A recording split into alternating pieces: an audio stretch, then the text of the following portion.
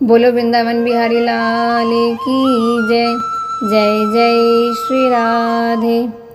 आश्विन मास के कृष्ण पक्ष की एकादशी को इंदिरा एकादशी के नाम से जाना जाता है। पितृपक्ष में आने वाली इस एकादशी का अपना ही एक खास महत्व है। इस एकादशी का व्रत रखने से व्यक्ति को वैकुंठ की प्राप्ति होती है और व्यक्ति जन्म मरण के बंधन से भी मुक्त हो जाता है। एक बार धर्मराज युधिष्ठिर जी ने भगवान श्री कृष्ण जी से पूछा कि हे द्वारकाधीश, आश्विन मास के कृष्ण पक्ष की एकादशी का क्या नाम है और इसकी विधि क्या है और इसका फल क्या है, आप कृपा करके मुझसे कहिए। तब भगवान श्री कृष्ण कहने लगे कि इस एकादशी का नाम इंदिरा एकादशी है। यह एकादशी पापों का नाश करने वाली तथा पितरों को अधोगति से मुक्ति दिलाने वाली है। हे राजन, इसकी कथा को तुम ध्यान पूर्वक सुनो। इसके सुनने मात्र से ही वाजपेयी यज्ञ का फल प्राप्त हो जाता है। सतयुग के समय में महिष्मती नाम की एक नगरी में इंद्रसेन नाम का एक प्रतापी राजा धर्मपूर्वक अपनी प्रजा का पालन करते हुए शासन करता था। वह राजा पुत्र पौत्र और धन आदि से संपन्न और भगवान श्री हरि विष्णु का परम भक्त भी था।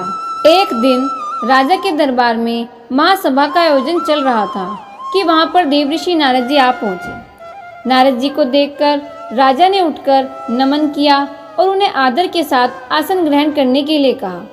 राजा के आदर भाव को देखकर नारद जी बहुत प्रसन्न हुए। नारद जी ने राजा से पूछा कि हे राजन, आपके राज्य में सब कुशल मंगल तो है? मैं आपके आदर भाव और धर्म के प्रति आपकी कर्म निष्ठा से अत्यंत प्रसन्न हूँ। राजा इंद्रसेन ने नारद जी से कहा कि हे देवऋषि, आपकी मुझ पर कृपा है और उसी कारण मेरे राज्य में सब कुशल मंगल है। कृपा करके आप मुझसे यह बताइए कि आपका यहाँ किस प्रयोजन से आना हुआ, मैं आपकी क्या सेवा कर सकता हूँ। देवऋषि नारद जी कहने लगे कि हे राजन, मुझे आपसे एक बात साझा करनी है।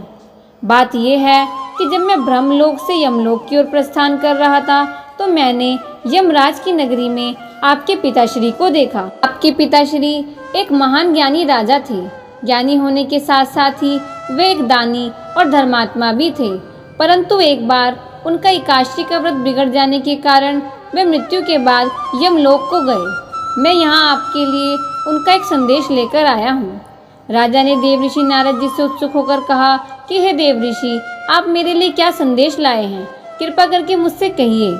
देवऋषि नारद जी कहने लगे कि हे राजन, उन्होंने कहा है कि किसी पूर्व जन्म के बुरे कर्म के कारण मुझे यह लोक प्राप्त हुआ है, परंतु यदि मेरा पुत्र इंद्रसेन अश्विन माह के कृष्ण पक्ष की इंदिरा एकादशी के दिन व्रत का पालन कर रात्रि को भगवान का जागरण करके इसके पश्चात द्वादशी के दिन प्रातःकाल होने पर भगवान का पूजन करके ब्राह्मणों को भोजन कराए, फिर भाई बंधुओं सहित खुद भी मौन होकर भोजन करे, तो मैं इस यमलोक से मुक्ति पा लूंगा।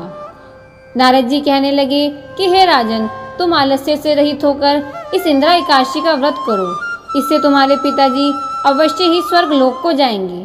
इतना कहकर नारद जी अंतर्ध्यान हो गए। नारद जी के कहे अनुसार राजा ने अपने सगे संबंधियों सहित इंदिरा एकादशी का व्रत किया और इस व्रत के फल को अपने पिता को अर्पित कर दिया। इस व्रत के पुण्य प्रताप से आकाश से पुष्पों की वर्षा हुई और राजा के पिता गरुड़ पर सवार होकर विष्णु लोक को गए। राजा इंद्रसेन भी एकादशी व्रत के प्रभाव से निष्कंटक राज्य करके अंत में अपने पुत्र को सिंहासन पर बिठाकर स्वर्ग लोक को गए।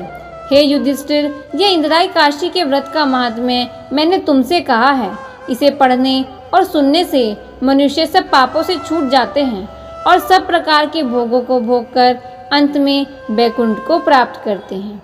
बोलो वृंदावन बिहारी लाल की जय।